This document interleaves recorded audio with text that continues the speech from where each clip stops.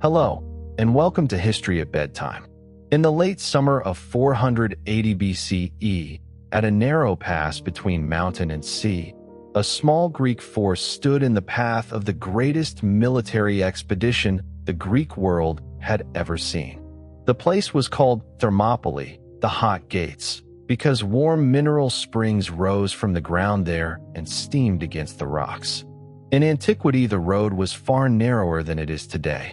On one side stood steep, broken slopes, rising toward the mountains of central Greece. On the other side lay the sea, close enough that a marching army could not spread out, could not surround the defenders, could not use its full strength all at once. The pass was not a fortress built by hands. It was a fortress made by geography.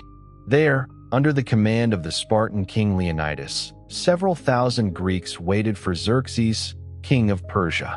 The number that history remembers is 300 Spartans, but the real story was larger and more human than that. There were Spartans, yes, but there were also Thespians, Thebans, Phocians, Locrians, Arcadians, Corinthians, and others. There were free citizens carrying shields and spears. There were servants and attendants. There were men whose names were preserved and men whose names vanished. Some had come because their cities ordered them. Some came because the Persian army was coming directly through their homeland. Some stayed at the end when they could have gone, and some were remembered less clearly because legend has a way of choosing one figure and leaving others in shadow. For 3 days of actual fighting, the Greeks held the pass. Persian attacks came in waves and broke against the long spears, heavy shields, and disciplined formations of the defenders. Xerxes had numbers. Leonidas had terrain. Xerxes had an empire. The Greeks had a narrow road, a stone wall, and the knowledge that if they gave way too easily, the road to southern Greece would open before the invader. By a strict military calculation, Thermopylae was a defeat. The pass was lost. The Persian army moved south. Athens was evacuated and then burned. Leonidas died. The Spartans died. The Thespians who stayed died. The Thebans who remained have a more difficult and contested story, because ancient sources disagree about whether they stayed willingly, reluctantly, or under compulsion, and what exactly happened to them at the end. The battle did not stop Xerxes. It did not save Athens. It did not win the war. And yet Thermopylae became one of the most famous battles in human history. Not because it was decisive in the ordinary sense. Not because the defenders won. Not because the simple popular image, 300 men standing alone against millions, is accurate. Thermopylae survived because it became the clearest possible image of a question human beings have asked in every age. What is worth standing for when survival is no longer likely? The answer that the Greeks gave at Thermopylae was not simple. It was shaped by city-state politics, military strategy, aristocratic honor, Spartan training, religious prophecy, fear of Persian domination, and the immediate need to delay an army moving through a mountain pass. But the shape of the event was simple enough to be remembered. A small force held. The odds were overwhelming. A traitor showed the enemy a path. Most withdrew. Some remained. They died where they stood. That shape is why the story has traveled so far. It has been retold by historians, poets, generals, schoolmasters, revolutionaries, nationalists, filmmakers, and propagandists. It has been used well and badly, nobly and dishonestly. It has inspired courage, and it has sometimes been used to make death seem simpler and more glorious than death really is. But beneath all the later uses there remains a real historical event, with real men in heat and dust and fear, fighting with bronze, iron, wood, leather, and muscle in a place where the sea pressed close to the mountain. To understand that event, we have to put away the familiar simplified image of Thermopylae for a while. We have to leave behind the image of 300 perfect warriors standing alone in a clean heroic frame. We have to enter the world of the early 5th century BCE, a world of rival Greek cities, vast Persian power, sacred festivals, naval strategy, local geography, uncertain numbers, and ancient sources written after the fact. Only then does the battle become more interesting than the legend. Only then does the legend begin to make sense. The Persian Empire that came against Greece in 480 BCE was not a crude empire of barbarian force. It was one of the most sophisticated political systems the ancient world had produced. The Achaemenid kings ruled an enormous territory stretching from the eastern Mediterranean deep into Asia, from Egypt to Central Asia, from the shores of the Aegean toward the Industry. The empire contained many languages, many peoples, many temples, many local traditions, and it governed them through a flexible system of satrapies, tribute, royal roads, garrisons, diplomacy, and carefully staged imperial power.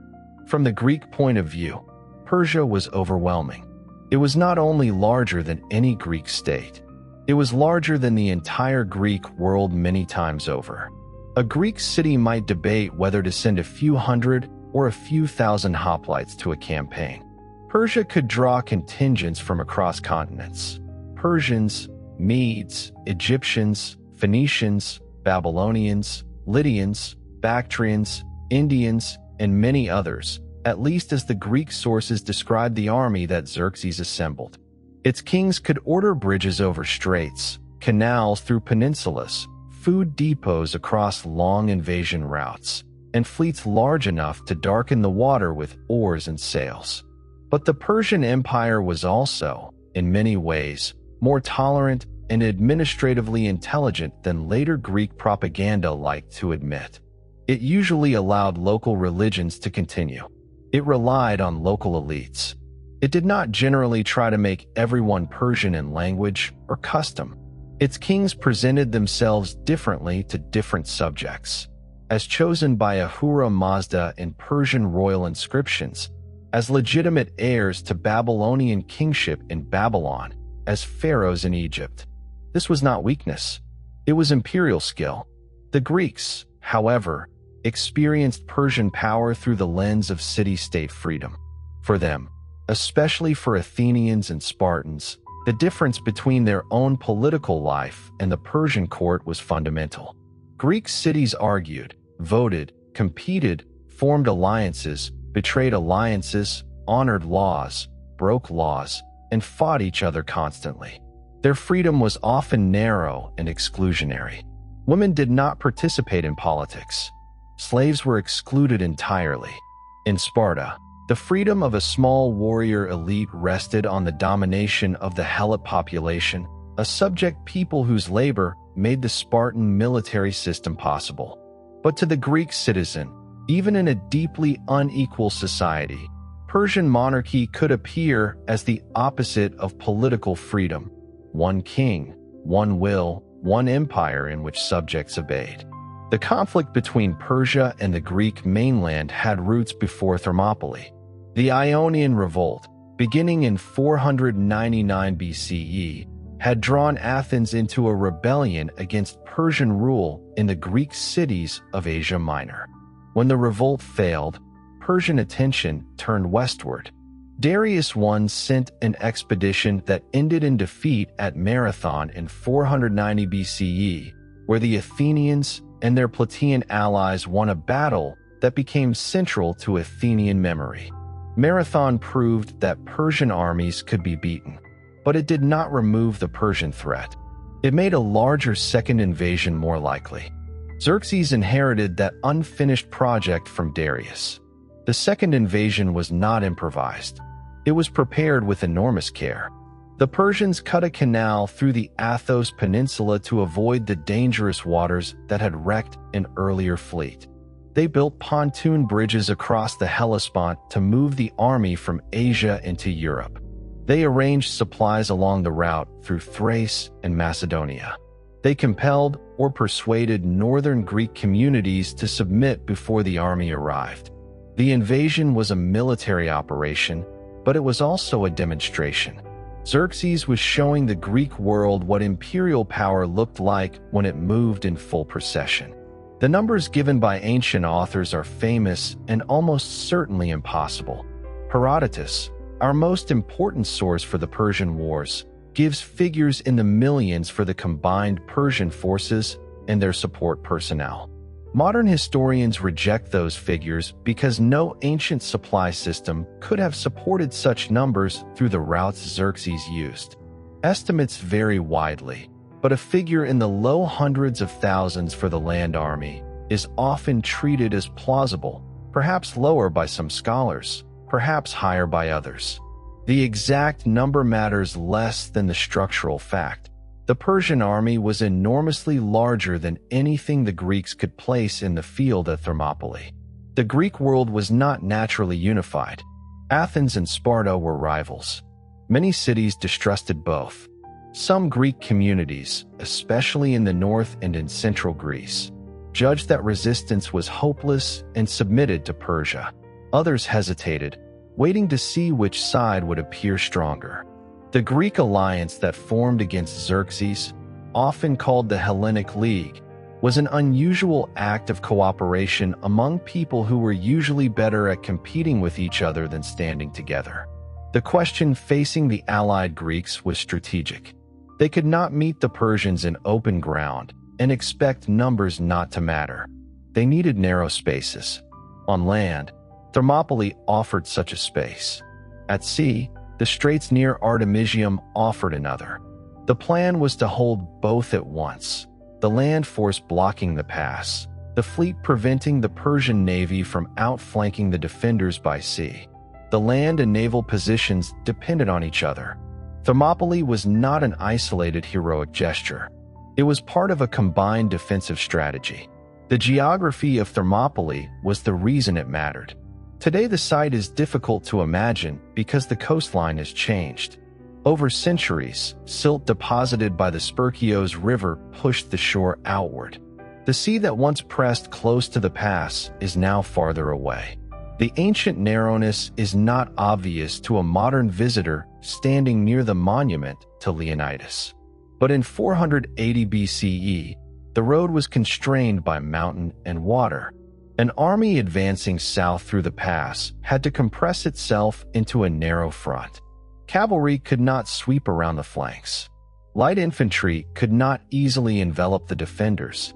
The Greeks could turn the Persian advantage in numbers into a crowding problem. Thermopylae also had a symbolic geography. It was a gate into southern Greece. If the Persians passed through, the road opened toward Boeotia, Attica, and ultimately the Peloponnese. The pass did not protect all Greece, but it protected the next stage of the campaign. It bought time. It forced the Persians to fight on Greek terms. It also gave the Greeks something psychologically important, a place to stand. The commander chosen for the land defense was Leonidas, one of the two kings of Sparta. Spartan kings were not absolute monarchs in the Persian sense. Sparta had a dual kingship, councils, ephors, and a highly unusual social order centered on military discipline. Leonidas was probably in his 60s at Thermopylae, not a young warrior seeking glory, but an experienced aristocrat and king who had lived his life inside one of the most demanding military cultures in Greece.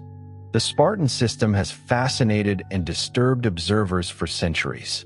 It produced disciplined hoplite soldiers of exceptional reputation, but it did so through a harsh social structure.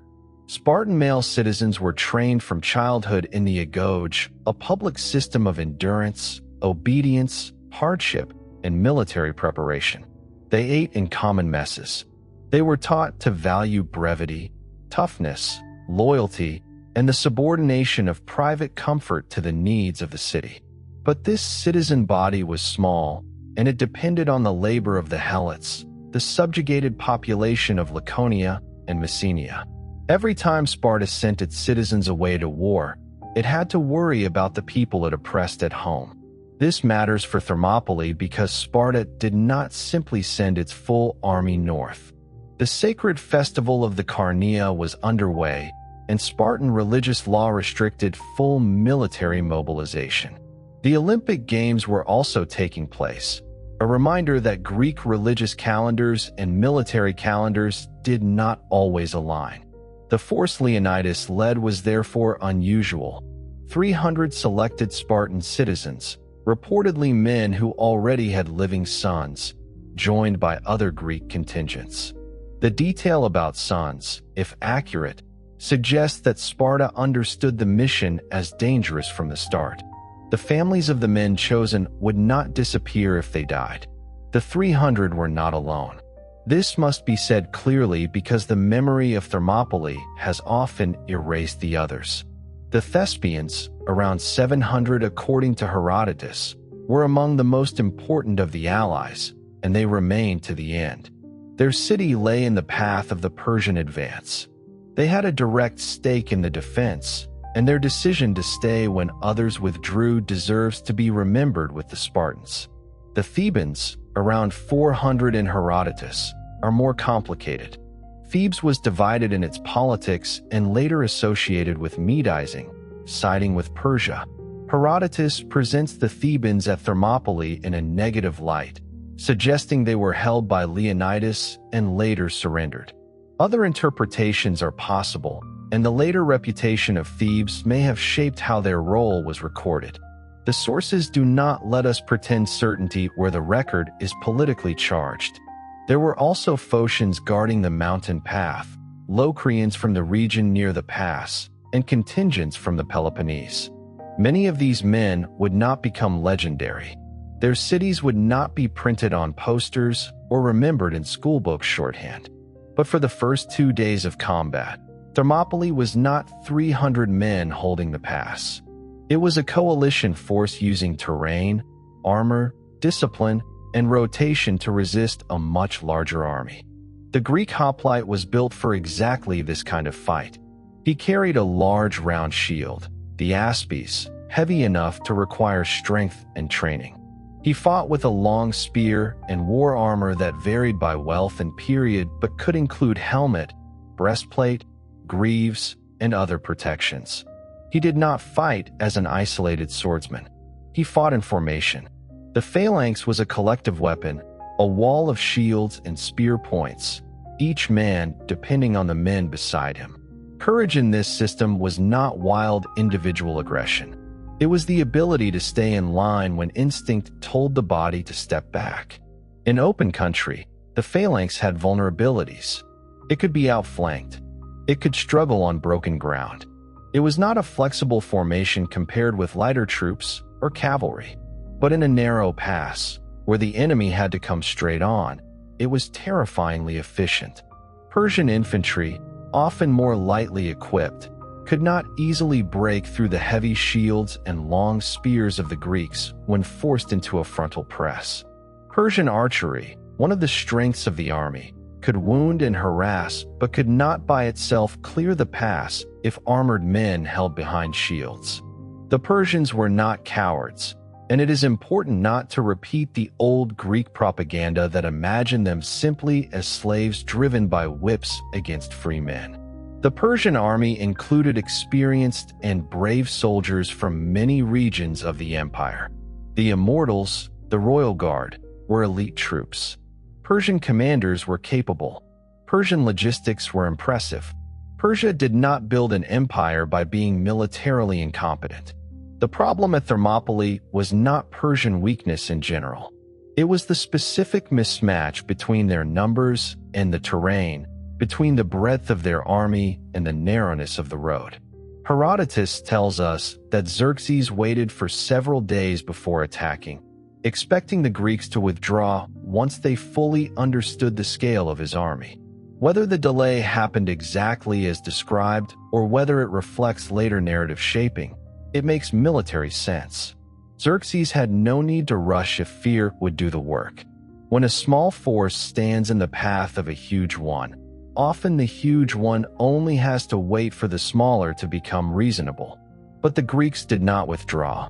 One of the most famous details in Herodotus is the report that the Spartans were seen combing their long hair before battle.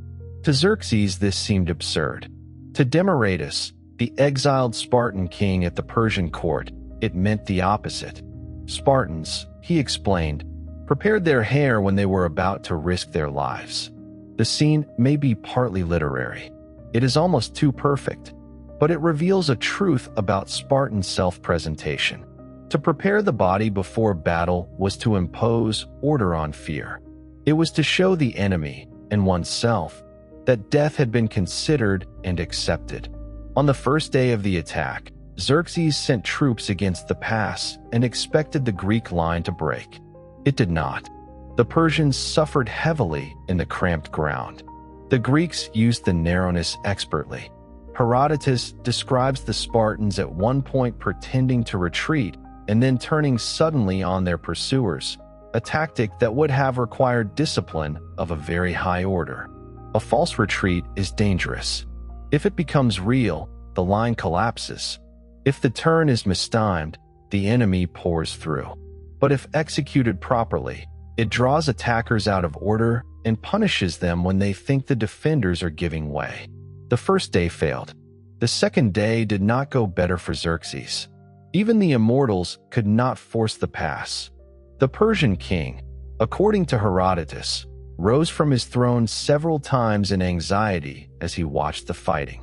Again, the detail may be dramatized, but the underlying point is clear. A king who had built bridges across seas and moved an empire into Europe was being held up by men in a narrow road. The battle was not merely physical. It was psychological. Every hour the Greeks held made the Persian army look less irresistible. Every failed attack told the Greek allies that resistance was possible. Every casualty in the pass reminded Xerxes that size alone did not solve all problems. Thermopylae did not defeat Persia, but for 2 days it damaged the theater of Persian inevitability. That mattered.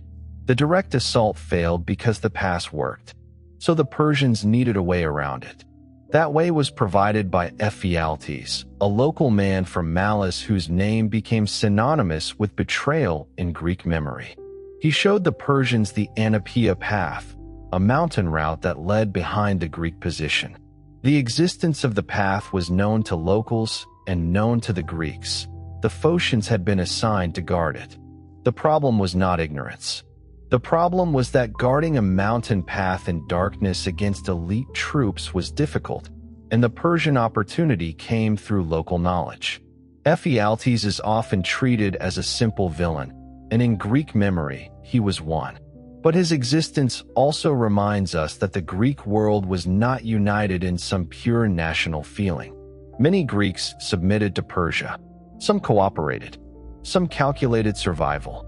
Some had local grievances. Some saw Persian power as the future and resistance as folly. The later story of Thermopylae needed a traitor because betrayal gives tragedy a human hinge. Without Ephialtes, geography decides the battle. With Ephialtes, a person makes the fatal turn. The immortals moved along the path at night under the command of Hydarnes. The Phocians heard them coming, according to Herodotus, because of the sound of leaves underfoot. They withdrew to higher ground, apparently expecting the Persians to attack them, but the Persians continued past them toward the rear of the Greek position. This moment has sometimes been blamed on the Phocians, but that is too simple. In darkness, in rough terrain, facing an elite force, they may not have understood the Persian objective until it was too late. Still, the effect was decisive. The Greek line at Thermopylae would be surrounded. When Leonidas learned that the Persians were coming around behind him, he faced the decision that made Thermopylae legendary. The Greek force could withdraw before encirclement. It could attempt to hold with everyone and be destroyed. It could send most away and leave a rear guard. The sources do not allow absolute certainty about exactly what was said or who chose what. Herodotus presents Leonidas as dismissing many of the allies while remaining himself, partly because of an oracle that Sparta would either be destroyed or lose a king. Other explanations are possible. Military necessity, Spartan law, personal honor, religious interpretation, and strategic calculation may all have acted together. The rearguard interpretation is important. Leonidas did not necessarily stay because he loved death or because Spartans treated suicide as glory. A rearguard could protect the retreat of the larger force. If the entire Greek army remained, thousands more might die uselessly. If everyone fled at once, Persian pursuit might turn retreat into slaughter. A smaller force holding the pass for a few more hours could buy time. Thermopylae is often remembered as a pure act of symbolic sacrifice, but it may also have been a practical military decision made in a terrible situation. The Spartans remained. The Thespians remained. The Thebans remained, though how willingly remains debated. Some helots and attendants were almost certainly present, though ancient memory rarely granted them the same heroic visibility. The final group was not simply 300. It was a small remnant of a larger coalition, and the Thespians in particular deserved to stand beside the Spartans in any honest account of the last day. The final day was different from the first two. The defenders knew they were encircled. They could no longer hope to hold indefinitely. According to Herodotus, they advanced into a wider part of the pass and fought with desperate aggression. Leonidas was killed. The struggle over his body became fierce, with the Greeks driving the Persians back repeatedly to recover it. In Greek warfare, the body mattered. To abandon the dead was shameful. To protect the king's body was an act of loyalty beyond tactics. Eventually, the Greek spears broke. They fought with swords. When swords failed, Herodotus says, they fought with hands and teeth. That phrase may be literary, but it conveys the intended image. The defenders were reduced to the body itself. At the end, they withdrew or were driven to a small hill, where Persian missiles finished what direct assault had not. The final killing may have been done at a distance, by arrows and javelins, because even at the end it was costly to close with men who had chosen not to survive. Leonidas's body was treated harshly. Herodotus reports that Xerxes ordered the head cut off and the body crucified or impaled, a striking departure from what Greek authors considered usual Persian respect toward brave enemies. Whether the detail is exact or colored by Greek hostility, it functions in the tradition as evidence that Leonidas had wounded Xerxes not only militarily but personally. A king who ruled millions had been made to struggle for a pass by a few thousand men, and then by a few hundred. The disproportion itself was an insult. After the battle, inscriptions were set up. The most famous, attributed to Simonides, is one of the greatest epitaphs ever written. Stranger, go tell the Spartans that we lie here, obedient to their laws. Its power comes from restraint. It does not boast. It does not say they were the bravest of men. It does not say they saved Greece. It does not even say they chose glory. It says they obeyed. The dead speak not as individuals, but as citizens. Their meaning is not private feeling, but public duty. To modern ears, obedience can sound cold, even troubling. But for Sparta, obedience to the laws of the city was the highest form of identity.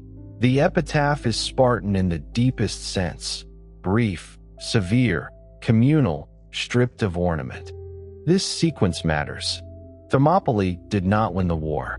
Salamis and Plataea did far more to decide the military outcome. Thermopylae was a defeat, a delaying action, and a symbol. Its moral power should not be confused with strategic decisiveness. But symbols can shape wars too. They can stiffen alliances, give language to sacrifice, and turn fear into identity. Thermopylae became the memory that helped explain why resistance had been worth the cost. The battle also became part of the rivalry between Greek cities. Sparta gained enormous prestige from Leonidas's stand. Athens, however, had sacrificed its city and won the naval victory at Salamis. The later story of the Persian Wars was never neutral. Each city remembered the war in ways that served its own identity. Sparta emphasized land courage and obedience. Athens emphasized democratic resolve, naval intelligence, and the saving of Greece by strategy. Both claims had truth. Both were incomplete. Herodotus, writing decades later, is our central guide and our central problem. Without him, Thermopylae would be much poorer in detail. With him, we have scenes, speeches, numbers, names, and dramatic structure. But Herodotus was not a modern historian. He collected stories, weighed traditions, repeated marvels, and shaped narrative. He often tells us when he doubts something, which makes him more careful than his critics sometimes admit. But he still wrote within a world where moral meaning and historical report were intertwined. The surviving tradition asks for both vividness and caution. The hair-combing scene may preserve a real Spartan habit, or it may be a perfect anecdote shaped by memory. The oracle may have influenced Leonidas's decision, or it may have been remembered afterward to give sacred meaning to what happened. Xerxes' moments of frustration may preserve something real, or they may dramatize Persian anxiety for Greek readers. The basic outline is secure: the pass, the army, the defense, the betrayal, the final stand. Around that outline, the details belong to ancient memory, not to a battlefield camera. To understand why the story became so powerful, we have to understand Sparta's special place in Greek imagination. Sparta was admired and feared by other Greeks. It was austere, militarized, secretive, and strange. It produced little in the way of literature compared with Athens, but it produced a reputation. Spartan speech was laconic. Spartan discipline was legendary. Spartan mothers were said to tell their sons to return with their shields or on them, though that saying, like many Spartan sayings, comes to us through later literary tradition and must be read as part of an idealized image. The Spartan citizen existed for the city. That was the ideal, at least. Private life was subordinated to public function. Boys were trained to endure hunger, cold, pain, and humiliation. Men ate together in messes and remained under discipline deep into adulthood. Cowardice carried social consequences that could ruin a life. The Spartan who threw away his shield did not merely lose equipment. He abandoned the man beside him. Courage was therefore not only personal bravery. It was reliability within a formation. But Sparta's freedom was built on unfreedom. The Helots farmed the land, supplied the food, and lived under constant threat. Spartan citizens could devote themselves to war because others were forced to work for them. This contradiction belongs inside the story, not outside it. The Spartans defended Greek freedom against Persian domination, and that freedom was real for those who possessed it. But the society that produced them also depended on domination. History is often like this. The courage can be real, and the social order can still be cruel. One truth does not erase the other. The Persian side deserves the same maturity. Xerxes was not a cartoon tyrant, and his soldiers were not faceless masses. The Persian Empire contained many cultures and many military traditions. It had forms of governance that could be more accommodating than the Greek polis were to outsiders. Many Greek cities chose Persian alignment not because they hated freedom, but because Persia could offer stability, protection, or advantage. The war was not simply light against darkness. It was a conflict between different political worlds, each with its own strengths, violences, and contradictions. This does not mean the Greek fear of Persia was imaginary. Persian conquest would have changed the Greek world profoundly. Cities that resisted could expect punishment. Political autonomy would have been limited. Greek internal development, especially in Athens, might have taken a very different path. The decades after the Persian Wars produced extraordinary achievements in drama, philosophy, architecture, history, and political thought. Whether those achievements required Greek victory is impossible to prove, but the Greeks themselves believed their victory preserved the conditions under which their culture flourished. Thermopylae became part of that belief. The battle is also a lesson in terrain. Military history is full of moments where geography changes the meaning of numbers. A narrow bridge, a mountain pass, a city gate, a river crossing, a strait at sea, these places compress power. They make the large fight small. They allow disciplined defenders to impose a shape on the enemy's advance. Thermopylae is one of the cleanest ancient examples of this principle. The Greeks did not need to defeat the entire Persian army. They needed to make only the front edge of it matter. The pass also shows the limits of terrain. No position is strong if it can be turned. The Anapaea path made the hot gates vulnerable. Good commanders know that a narrow front is only useful if the flanks and rear are secure. Leonidas knew this, which is why the Phocians guarded the path.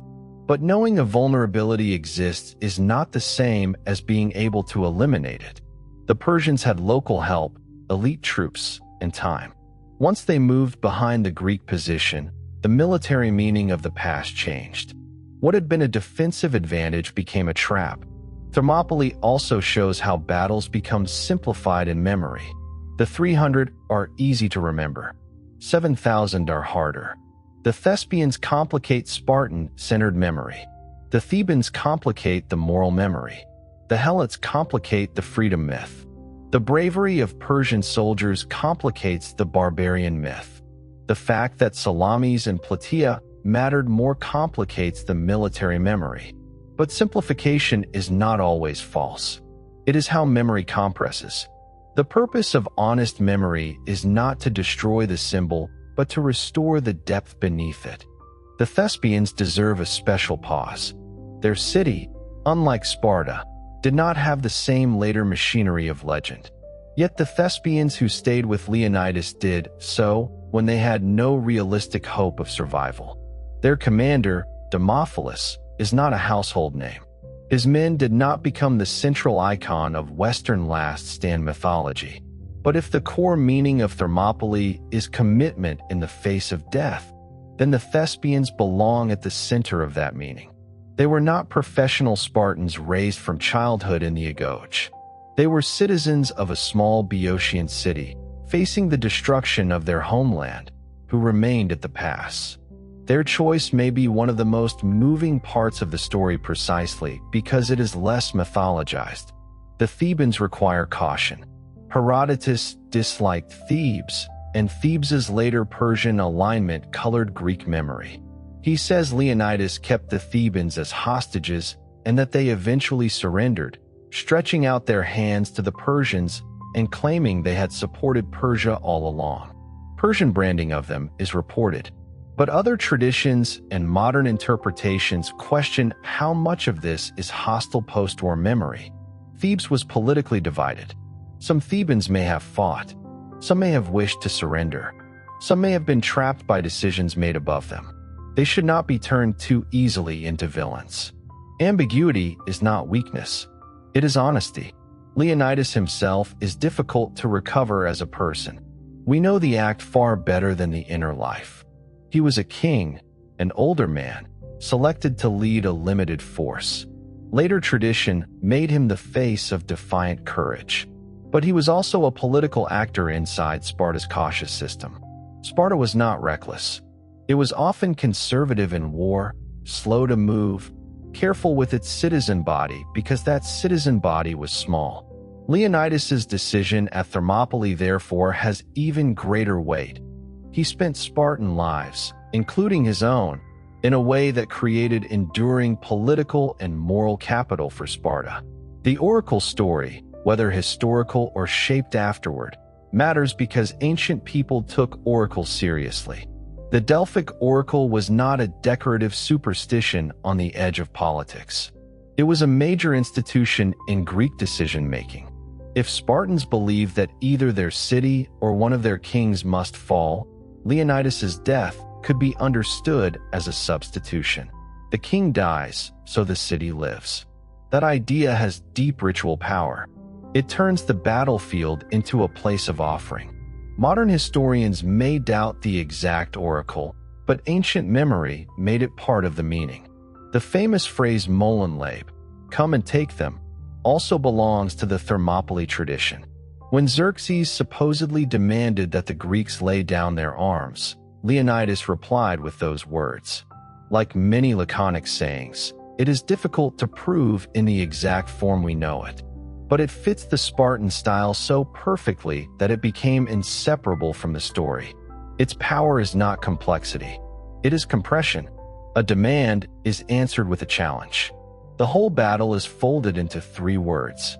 Another famous saying belongs to Leonidas, often described as one of the bravest Spartans at the battle.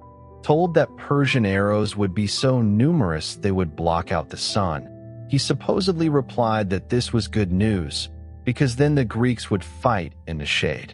Again, whether literal or literary, the saying expresses a valued posture toward fear, not denial, but transformation. The threat becomes a joke. The joke becomes control. The man who can make fear ridiculous has already taken some power away from it. These sayings are part of why Thermopylae is so memorable. Battles are hard to hold in the mind. Speeches and phrases give them handles. The hair combing, the demand for arms, the arrows blocking the sun, the epitaph, each condenses a larger meaning. Whether every phrase was spoken exactly as later tradition records is less important than what their preservation tells us. The Greeks wanted Thermopylae remembered as a battle of words as well as weapons, because the words explained the weapons. The Persian victory at Thermopylae did not secure the campaign. This is another crucial point. The Persians won the pass and still lost the invasion. Their army could advance, but their navy was vulnerable. Their supply depended on maritime support. Greek strategy, especially Athenian naval strategy, aimed at the Persian fleet. At Artemisium, fought around the same time as Thermopylae, the Greek fleet held its own and then withdrew after the pass fell. At Salamis, the narrow waters did for the Greek triremes what the narrow pass had done for the hoplites. It made numbers less useful and discipline more important. Themistocles deserves mention because without him, Thermopylae becomes a misleading story about land courage alone. The salvation of Greece in 480 BCE depended heavily on naval intelligence. Athens had built a fleet before the invasion, using silver from the Locrian mines. Themistocles persuaded the Athenians that their wooden walls, the phrase associated with the Delphic oracle, were ships. When Athens was evacuated, that decision must have felt like abandonment of everything visible. But it preserved the people and the fleet. Salamis then turned the campaign. Thermopylae became the moral heart of the war in memory, but Salamis was the strategic heart. Plataea, too, deserves its place. In 479 BCE, a large Greek army defeated Mardonius's force in Boeotia.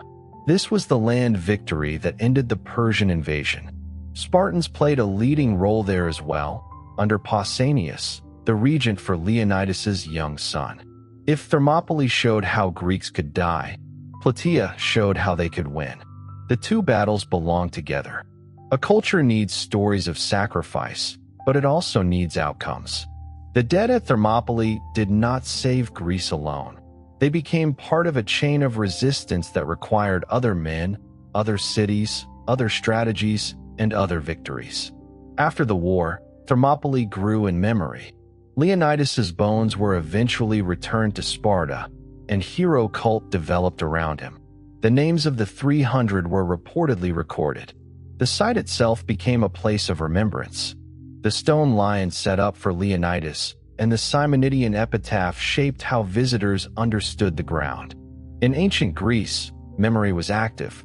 It was performed through ritual, inscription, poetry, and local tradition. A battle not remembered properly could fade. Thermopylae was remembered with care. The later uses of Thermopylae are as revealing as the battle itself. Roman writers admired examples of steadfastness and civic virtue, and the Spartan stand entered the moral vocabulary of classical education. Renaissance and Enlightenment readers, trained on Greek and Roman texts, inherited it as a model of republican courage and disciplined sacrifice. Modern political movements, from revolutions to national wars, repeatedly invoked it when they wanted to present themselves as the few resisting the many, the free resisting the oppressive, the defenders of a past that must not be surrendered. This has made Thermopylae powerful, but also dangerous. The story is emotionally clear, and emotionally clear stories can be used by almost anyone. Groups with very different moral claims have compared themselves to Leonidas. Nationalists, militarists, revolutionaries, democrats, imperial powers, resistance movements, and extremists have all found something usable in the image. A last stand can inspire courage, but it can also romanticize death. It can help people endure when surrender would be dishonorable, but it can also make withdrawal look like cowardice when withdrawal would be wise. Thermopylae therefore resists one dangerous lesson: the idea that dying is automatically noble if the odds are bad. The defenders at Thermopylae did not die because death itself was beautiful. They died in a specific military and cultural context, for a specific strategic purpose, under a specific understanding of duty. Their decision may have bought time for others. It certainly created an example that strengthened Greek morale. But not every hopeless defense is Thermopylae. Not every refusal to withdraw is wisdom. Sometimes survival preserves a cause better than sacrifice. Sometimes a last stand is necessary. History does not give one rule. What Thermopylae does offer is a study of commitment. Commitment is not the same as enthusiasm. It is not the feeling one has when victory seems likely. Commitment becomes visible when the cost becomes clear. The Spartans and Thespians who stayed did not need to imagine the cost. They could see it approaching through the mountains behind them. The Persian column was coming. The path had been turned. The pass would fall. At that point, courage was no longer confidence in success. It was the decision to make failure costly, meaningful, and useful. That is why defeat can sometimes echo more loudly than victory. Victory answers a question: who won? Defeat can ask a deeper one: what remained when winning was no longer possible? Thermopylae has lasted because it dramatizes that second question in a form almost too clear to forget. 3 days. A narrow pass. A betrayed path. A king. A rearguard. An inscription. The site today is quieter than the story. The sea has moved away. Traffic passes nearby. The monument to Leonidas stands on ground that does not look as narrow as ancient descriptions suggest. The hot springs still steam, connecting the modern visitor to the ancient name. To understand the battle, one has to reconstruct the ancient coastline in the mind, pulling the water back toward the mountain, narrowing the road, placing the wall, hearing the noise of shields and spears in a space where thousands could not fight at once. The landscape's change is itself a useful reminder. Memory preserves shape even when geography shifts. The pass widened. The sea receded. The exact ancient ground is harder to read. But the human shape remains legible: a force blocked, a path turned, a final stand. History often survives like this, not as an unchanged physical scene, but as a pattern carried through texts, monuments, and imagination. The Persian Wars also altered Greek self-understanding. Before the invasions, Greeks were divided by city, dialect, cult, rivalry, and interest. Afterward, the idea of the Greeks as a people who had resisted Asia, though never fully unified and often politically manipulative, became stronger. The contrast between Greek freedom and Persian despotism became a central theme in Greek literature and political thought. It was not an objective description of all reality, but it was powerful. Thermopylae contributed to that self-image because it gave the idea a body. Aeschylus, who fought at Marathon and lived through the Persian Wars, wrote The Persians, a tragedy about the Persian defeat at Salamis, not from the Greek camp, but from the Persian court. That play reminds us that the Greeks were capable, at their best, of imagining the grief of the enemy. The Persians in Aeschylus are not monsters. They are human beings mourning catastrophe. This matters for Thermopylae. The Persian dead at the pass were not symbols. They were men ordered into a terrible frontal attack against a position that favored the defenders. Many died because their king's ambition and their army structure placed them there. Their courage, too, should not be erased. Herodotus himself, though Greek and clearly admiring Greek resistance, often treats Persian individuals with respect. He preserves the nobility of some Persians, the wisdom of some advisors, the complexity of imperial politics. Later memory sometimes reduces the Persians to a swarm so the Spartans can shine more brightly. The deeper history does not need that.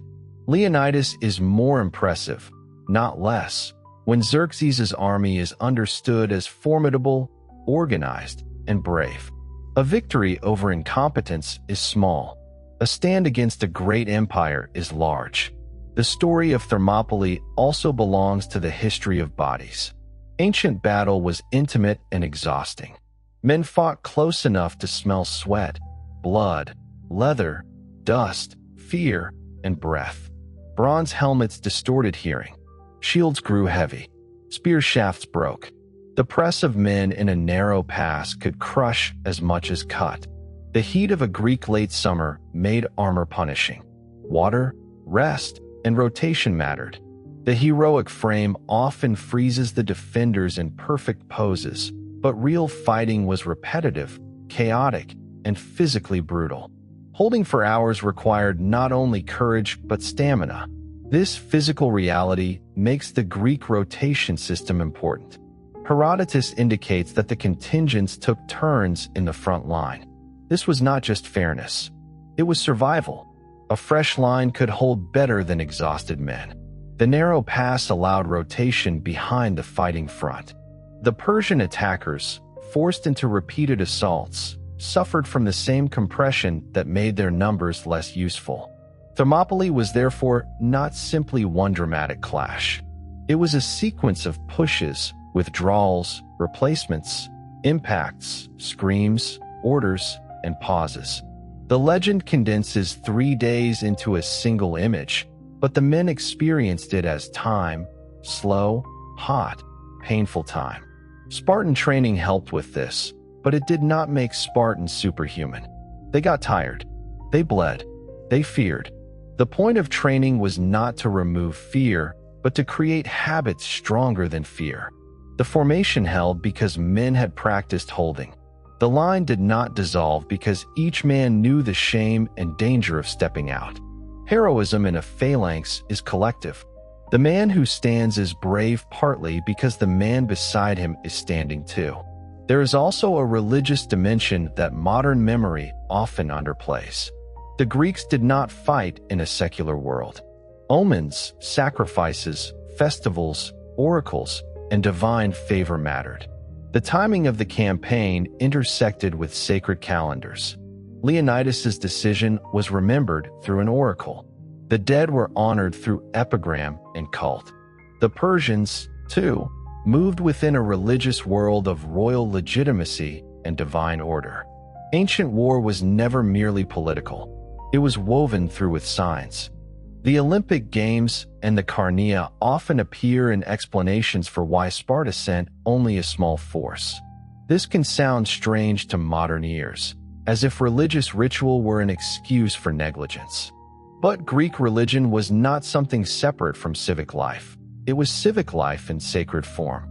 To violate a major festival was not a minor scheduling matter. At the same time, later explanations may have made the small Spartan contingent seem more inevitable than it was. Sparta's caution with its citizen army, fear of Helot unrest, and strategic calculations may also have mattered. The causes were layered, as they usually are in history. Layered causes make history more interesting. Thermopylae happened because of Persian imperial ambition, Greek fear, Spartan culture, Athenian naval planning, sacred calendars, mountain geography, local betrayal, hoplite tactics, and later memory. Remove any one of these, and the story changes. That is why the battle rewards attention. It is not just a heroic anecdote. It is a knot of an entire world.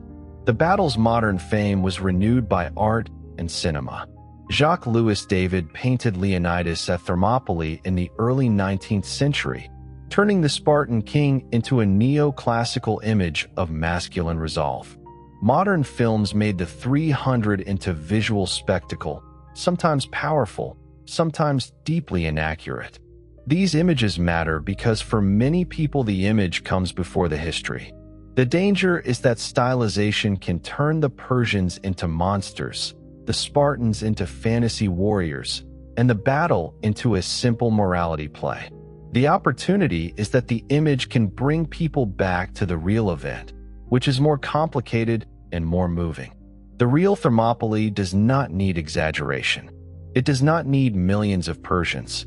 It does not need perfect Spartans. It does not need the erasure of allies. It does not need Persia to be evil in every respect. The truth is strong enough. A coalition of Greeks chose a narrow pass, held it against a vastly larger imperial army, was betrayed by a local guide, sent most of its men away, and left a rearguard that fought to destruction. That truth is already enormous. The moral power of the event lies partly in scale. Human beings understand courage most clearly when it is embodied in a small number of people. Vast battles can become abstract. Thousands and tens of thousands blur into statistics. 300 is a number the mind can hold. 700 Thespians is a number the mind can hold too, if we let it. A few men on a hill, their weapons broken, surrounded by arrows, that can be imagined. The imagination gives memory its staying power. But memory also has responsibilities. To remember Thermopylae well is to remember the allies. It is to remember that the pass fell.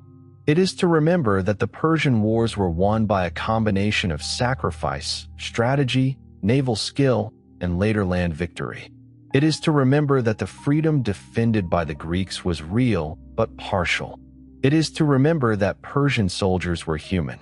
It is to remember that ancient sources are precious but not transparent. It is to hold admiration and criticism together without needing one to cancel the other. This kind of memory is more adult than simple hero worship and more durable. Simple hero worship eventually cracks when the complications appear. Mature admiration can survive them. Leonidas and the men who stayed do not become less courageous because Sparta had helots. The Thespians do not become less moving because the battle was a defeat. The Persian army does not become less formidable because Greek sources exaggerated its numbers. The story becomes stronger when we stop forcing it to be simple. The final image of Thermopylae is often the inscription. A stranger is addressed. That means the story depends on someone passing by, reading, and carrying the message onward. The dead cannot travel. The stranger can. The epitaph turns the reader into a messenger. It asks not only that the Spartans be told, but that memory continue through the action of someone who was not there. Every later age has become that stranger. Herodotus was one. The poets were strangers. The Roman moralists were strangers. Renaissance readers were strangers. Every age that returned to Thermopylae encountered the dead and carried away a form of the message. The responsibility was always the same, to carry it without making it false. What should the message be now? Not that war is glorious. Not that death is beautiful. Not that one culture is pure and another corrupt. Not that obedience is always virtue. The message can be better than that. That there are moments when human beings decide that some obligations are larger than fear. That discipline can hold when numbers fail. That courage may appear most clearly when success is no longer guaranteed. That memory must honor not only the famous but also the forgotten. And that the meaning of sacrifice depends on the truth of the cause and the honesty of those who remember it. The road through Thermopylae is open now. No army waits there. The hot springs continue their quiet work, rising from the earth as they did before Leonidas was born and as they will long after every monument has weathered. The mountains remain. The sea has moved, but not vanished. The past is no longer what it was, and yet it is still possible, standing there, to understand why this place mattered. Some landscapes asked to be read historically. Thermopylae is one of them. In the end, the battle remains a defeat that became a victory of memory. The Persians took the pass. The Greeks kept the story.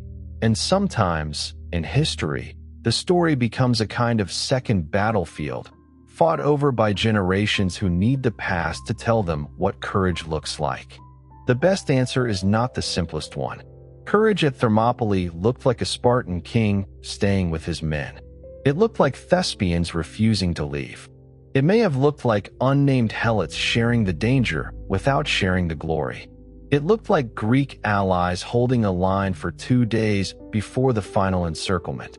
It may even have looked, on the other side, like Persian soldiers advancing again and again into a killing ground because their own duty required it. History is large enough to hold all of these at once. The pass fell. The war continued. Athens burned and then survived. Salamis broke the Persian naval threat. Plataea ended the invasion. Sparta gained a legend. Athens gained an empire of its own and would later become capable of harshness and domination. Persia remained powerful. Greece remained divided. The world did not become simple after Thermopylae, but something had been shown. A small force in the right place, with the right discipline and the right conviction, could interrupt an empire. It could not always defeat it. It could not always survive. But it could make the empire stop, fight, bleed, and remember. That is no small thing. And so Thermopylae echoes not because it gives easy answers, but because it gives an unforgettable form to difficult questions. How much does freedom matter? What do citizens owe their city? When is obedience noble, and when is it dangerous? What is the difference between sacrifice and waste? How should the living remember the dead without turning them into tools for later causes? These questions are still alive. That is why the past is still there in the imagination, narrow as ever, with the mountain on one side and the sea on the other. There is another way to look at Thermopylae that makes the event even more interesting, not as a single isolated stand, but as the meeting point of two very different systems of power. The Persian system was imperial, administrative, and continental. It worked by scale. It gathered tribute from many lands, organized roads and messengers, used local rulers where useful, replaced them where necessary, and projected the will of the great king across distances that would have seemed almost unimaginable to most Greeks. A Persian royal order could move through satraps, scribes, messengers, garrisons, and local client kings until men from far-apart regions found themselves marching under the same command. In this sense, the Persian army at Thermopylae was not simply an army. It was the empire made visible. The Greek system was civic, local, argumentative, and intensely particular. A Greek man did not usually think of himself first as a member of a nation called Greece. He was a Spartan, an Athenian, a Corinthian, a Thespian, a Theban, a Phocian. His loyalty was to the city, to its gods, its laws, its ancestors, its graves, its fields, its assemblies, its festivals, its insults and rivalries. The Greeks shared language, myth, religious sanctuaries, athletic games, heroic stories, and a broad sense of difference from non-Greeks. But that common identity was fragile. It strengthened under pressure, but it did not erase local interest. Thermopylae therefore forced the Greek cities to do something difficult, to act together without becoming one thing. The Greek alliance was not a nation defending itself in the modern sense. It was a coalition of jealous states, some more committed than others, some calculating every risk, some already inclined to surrender if resistance failed. This makes the stand more impressive, not less. Unity is easy to imagine after the fact. In the moment, it had to be negotiated under fear. The Corinthians had their own concerns. The Peloponnesians had to think about defending the Isthmus of Corinth if northern Greece fell. The Athenians had to think about their city, their families, their fleet, and the terrifying possibility that their homes would be destroyed even if their people survived. The Spartans had to balance pan-Hellenic leadership against their own religious calendar, their fear of Helot revolt, and the preservation of their limited citizen body. The Thespians and Locrians had less room for abstraction because the Persian road ran through or near their own communities. Strategy looks different when the enemy is marching toward someone else's fields than when he is marching toward yours. This is one reason Thermopylae becomes clearer when the movement toward the final stand slows down. The simplified memory moves too quickly to the final stand. It wants the death scene before it has built the world. But the death scene matters more when we understand what was at stake for each group. The Spartans were defending honor and law and leadership.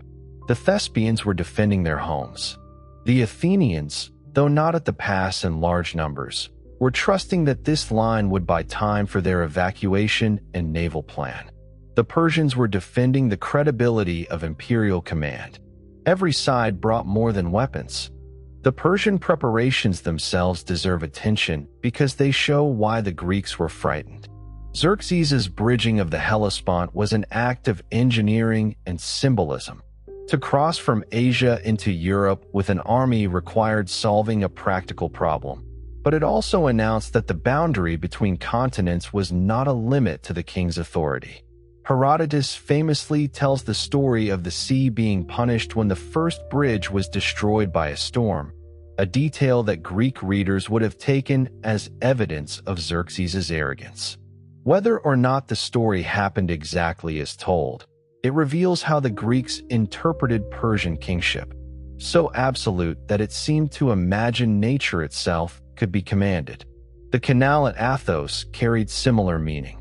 A previous Persian fleet had suffered disaster around that dangerous promontory. Xerxes did not simply risk the same route again. He ordered a canal cut through the land, allowing ships to avoid the exposed waters. The project displayed planning, labor organization, and imperial capacity. To the Greeks, it could look like hubris. To a strategist, it looked like logistical intelligence. Both views can be true. Empires often impress and terrify for the same reason. They can make landscapes obey. The Greek response depended heavily on choosing places where imperial scale became less decisive. Thermopylae and Artemisium were not random. They were selected because geography could reduce the battlefield. This is a recurring pattern in the Persian wars. At Marathon, the Athenians exploited timing, terrain, and heavy infantry shock. At Salamis, the Greeks used narrow water to reduce the Persian naval advantage. At Thermopylae, the Greeks used a narrow road. The Greek strategy was not to match Persia's size. It was to deny size the space it needed. The difference between open battle and constrained battle is essential. Imagine the Persian army in a wide plain.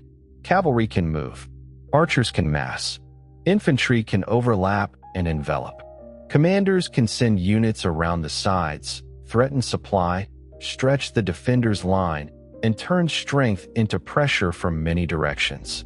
Now imagine that same army trying to force a road where only a limited frontage can engage. The rear ranks wait. The cavalry cannot deploy.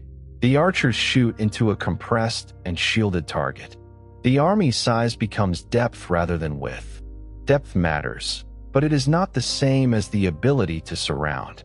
The Greeks understood this intuitively because hoplite warfare was itself built around the power of a narrow front. The hoplite phalanx was not designed for loose heroic duels. It was a civic machine. Each shield overlapped. Each spear projected forward. Each man's courage was tied to his neighbor's survival. The right side of each man was partly protected by the shield of the man beside him. This meant that fear had a social dimension. If you stepped out, you exposed not only yourself but the line. Shame and tactics became the same thing. This is why the phrase obedient to their laws carries such force. The laws were not only written rules. They were the structure that made the formation possible. A Spartan did not stand only because he personally wished to be brave. He stood because his entire life had been arranged to make standing the expected action. The law lived in the body, in posture, in training, in the instinct not to abandon the shield. At Thermopylae, law became muscle memory. The Persian soldiers had their own forms of discipline. They too fought under orders, in units, under commanders, within expectations of honor and punishment. Greek sources often emphasize whips driving Persian troops forward, but we should hear that with caution. The image served Greek ideology, free men holding against slaves. It may reflect real practices of command in a large imperial army, but it also flatters the Greek self-image. Persian soldiers were not merely bodies pushed into spears. Many had fought hard campaigns. Many belonged to martial traditions with their own standards of courage. The contrast between free Greeks and enslaved Persians is therefore rhetorically powerful, but historically too simple. The real contrast may be less moral than structural. Greek hoplites at Thermopylae were defending their own cities or allied cities. Persian troops were serving a king whose empire included their homelands. Some may have felt loyalty. Some may have felt obligation. Some may have been levied. Some may have sought reward. A large empire contains many motivations. The Greek alliance did too. It is tempting to imagine one side moved by freedom and the other by fear, but armies are never that pure. The individual experience of a Persian soldier attacking the pass must have been terrifying. He would have advanced into a place where the enemy's shields filled the road and long spears reached him before his own weapon could do equal work. Behind him, other men pressed forward. Commanders expected movement. Retreat might be impossible because the ranks behind were still coming. The ground would grow slick. The bodies of earlier attackers would obstruct the approach. The noise would echo between rock and water. To keep moving into that space required its own kind of courage. The individual experience of a Greek defender was different, but not easier. The line had to absorb impact after impact. Spears broke. Shields dented. Men fell and had to be replaced quickly. The front rank saw faces, weapons, wounds, and death at arm's length. Behind them, other Greeks waited for their turn in the press. The air would have been hot and metallic. Time would have stretched. A battle that later becomes 3 clean days in a narrative was, for those inside it, a sequence of minutes that had to be survived one at a time. There were also people near the battle who were not part of the heroic image. Messengers ran. Servants carried water. Helots and attendants handled equipment, food, animals, and bodies. Seers performed sacrifices. Commanders argued. Scouts moved through dangerous terrain. Naval crews at Artemisium fought in parallel, their own struggle essential to the plan. Women waited in cities for news. Families calculated what the loss of a father, husband, brother, or son would mean. Thermopylae is remembered through warriors, but war always includes a wider circle of lives pulled toward the battlefield. The naval side especially deserves more presence because it gives the Greek defense its strategic intelligence. Themistocles understood something that heroic memory often resists. Saving a city may require abandoning its buildings. Athens was evacuated not because Athenians lacked courage, but because courage without strategy would have produced massacre. The wooden walls were ships. The people were the city. Temples could burn and be rebuilt. A population annihilated could not. This is a different kind of bravery from Thermopylae, but no less serious. It is the courage to endure humiliation for the sake of survival. Thermopylae shows the courage to stay. Athens before Salamis shows the courage to leave. Both can be necessary. The mistake is thinking one form of courage cancels the other. Leonidas held the pass. Themistocles preserved the fleet. Athenian families left their homes, their temples, their familiar streets, and trusted that ships might save what walls could not. Sailors rowed toward a battle that would decide whether their exile became permanent.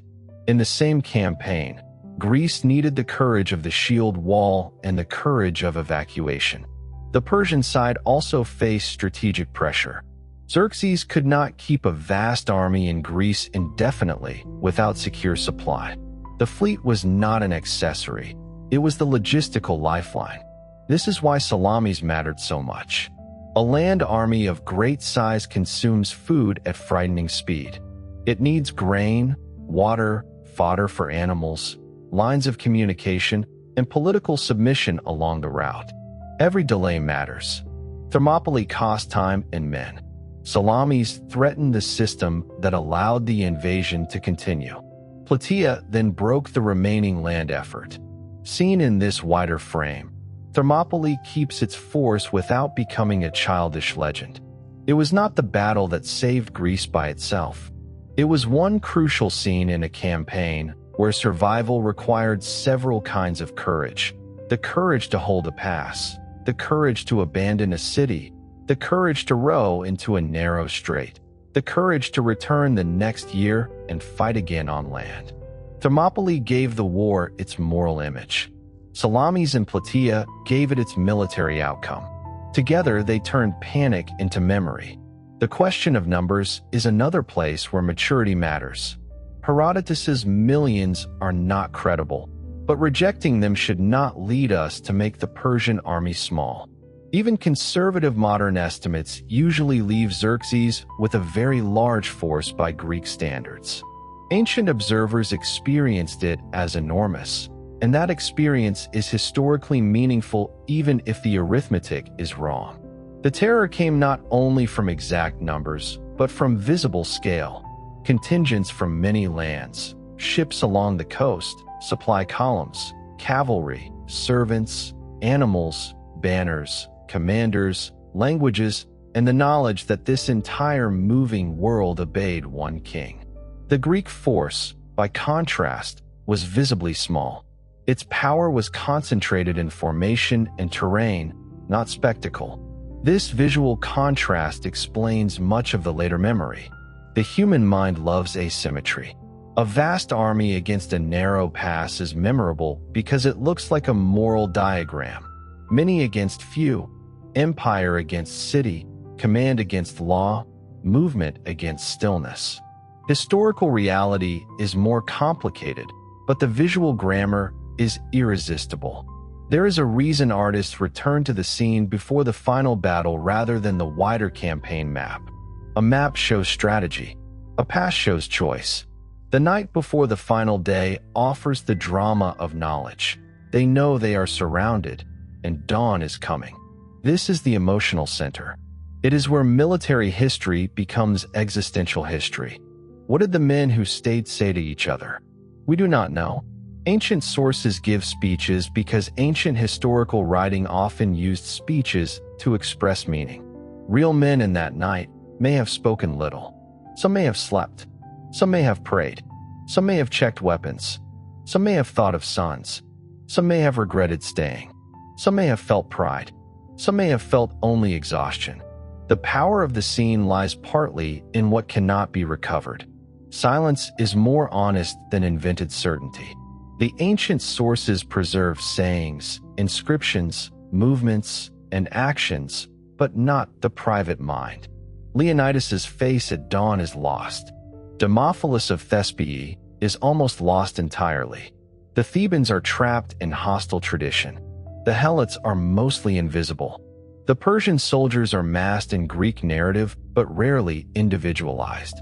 History gives us enough to understand the event, not enough to possess the souls of the dead. That humility deepens the story. The final fight over Leonidas's body is also more than drama. In Greek culture, bodies and burial mattered intensely. To recover the dead was an obligation. To leave a body for mutilation was a disaster of honor and religion. The struggle over Leonidas's body, therefore, turned the battle into a ritual contest over meaning. The Persians could win the ground, but the Greeks attempted to protect the king's dignity even when they could not protect his life. That is why the reported mutilation by Xerxes became such a shocking detail in Greek memory. It was not merely cruelty. It was an assault on the symbolic order of heroic death. The body later returned to Sparta, according to tradition, completed another symbolic cycle. Leonidas died at the pass, but his memory came home. A hero's shrine allowed the city to continue interacting with him as a presence. Ancient hero cult was not modern commemoration only. The dead hero could protect, inspire, and receive honors. Leonidas became not simply a former king, but a continuing part of Spartan identity. The Spartans who survived because they had been away from the final stand also became part of the story. Herodotus tells of men such as Aristodemus, who was absent due to illness or an eye condition and later faced shame for surviving when the others died. He fought fiercely at Plataea, but, in Herodotus's moral framing, did not receive the same honor because he sought death recklessly rather than fighting with disciplined courage. This story, whether exact or shaped by moral teaching, reveals Spartan values. Not all bravery was equal. To die because one could not bear shame was not the same as to stand calmly in the line for the city. That distinction is valuable. It prevents Thermopylae from becoming a simple cult of death. The Spartans themselves, at least in the tradition, valued disciplined courage over desperate self-destruction. The best death was not merely any death in battle. It was death in the proper place, under the proper obligation, with the proper relation to law and comrades. This may be severe, but it is not chaotic. The Thespians had a different memory problem. Their city was later destroyed by the Persians, and their sacrifice did not produce the same political mythology because Thespiae was not Sparta. Yet modern memory can restore them. That restoration is not a modern invention imposed on the past. It is fidelity to the source tradition which names them. 700 Thespians staying at the end is not a footnote. It is one of the strongest facts in the story.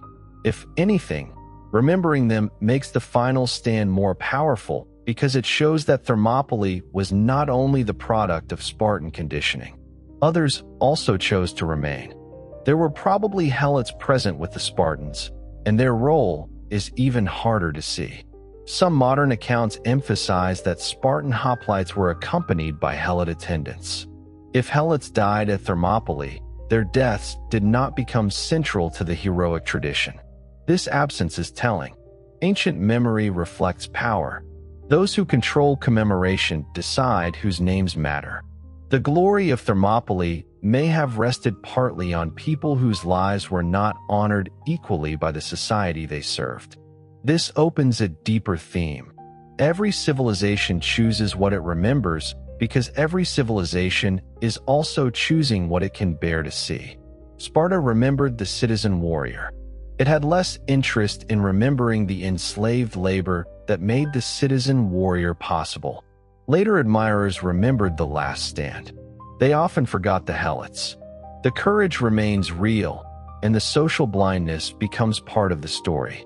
The Persian Empire also remembered differently, though far less of that memory survives in Persian voices. We have the Greek narrative in abundance compared with the Persian perspective. This imbalance shapes everything. The Persians who fought at Thermopylae left no Herodotus of their own describing what it felt like to confront Greeks in a narrow pass, or how Xerxes' commanders explained the delay, or how the dead were counted and mourned. The silence of the Persian side is not proof that they had no story. It is a loss in the archive. This archival imbalance is a central problem in ancient history. We often know events through the words of one side, especially when Greek literary culture preserved itself so powerfully. The Greek story became the world's story because Greek texts were copied, studied, taught, translated, and revered. Persian administrative documents and royal inscriptions preserve other aspects of empire, but not a matching battlefield narrative for Thermopylae. The result is that the defeated Greeks at the pass won the memory of the battle, while the victorious Persians passed through it and then, in literary terms, largely disappeared. That is one of the strangest features of Thermopylae. The winners of the battle did not win the story. Persia won the ground. Greece won the meaning. This happened partly because Persia lost the wider war, and the final outcome reshaped the interpretation of earlier defeats. A last stand followed by total defeat of the cause may become tragic futility. A last stand followed by later victory becomes sacred prelude. Thermopylae was redeemed in Greek memory by Salamis and Plataea. Without those victories, the epitaph might have sounded very different. The order of events matters. The defeat at Thermopylae must be felt fully, but not left alone. The story moves from the past to Athens burning, from Athens burning to Salamis, from Salamis to Plataea, and from Plataea into memory. That arc prevents the battle from becoming mere martyrdom. It shows that sacrifice was incorporated into a larger survival. The aftermath for the Greek world was not peaceful unity. After defeating Persia, Athens and Sparta eventually turned against each other in the Peloponnesian War. The alliance that saved Greece did not become permanent harmony. Athens built an empire of tribute-paying allies. Sparta fought to preserve its own dominance and later imposed harsh arrangements on others. The Greek world remained brilliant and violent, free and exclusionary, creative and self-destructive. This too should be remembered. Thermopylae did not inaugurate a morally pure age. It became part of a complicated inheritance. This complexity makes Thermopylae stronger, not weaker. Simple good versus evil history is easy to remember, but easy to distrust once the details appear.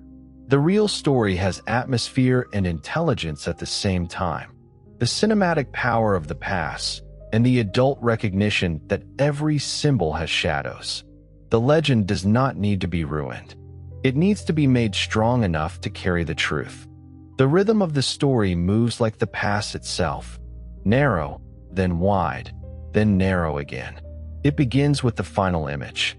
It widens to Persia and Greece. It narrows to the past. It widens to Spartan society and Greek politics. It narrows to the first attacks. It widens to naval strategy. It narrows to Ephialtes and the night path. It widens to the aftermath. It narrows again to the epitaph. The scale keeps changing and the story breathes. Thermopylae also contains images that need no exaggeration. The hot springs steaming in morning air, bronze helmets catching low light, shields stacked beside the wall, Persian campfires stretching along the road, the sound of leaves on the mountain path at night, the sea close to the road, the dust in the pass, the silence before dawn after the news arrives, the final hill, the stone inscription. The scene is vivid because the place was vivid. But visual beauty should not turn battle into decoration. The past was full of pain. Men died badly there. The glory belongs to memory. The experience belonged to bodies. The respect owed to Thermopylae is not the respect owed to spectacle, but the respect owed to human beings who endured fear, heat, wounds, exhaustion, and the knowledge that the road behind them was closing. The broader philosophical theme is why humans remember last stands. Thermopylae is not alone.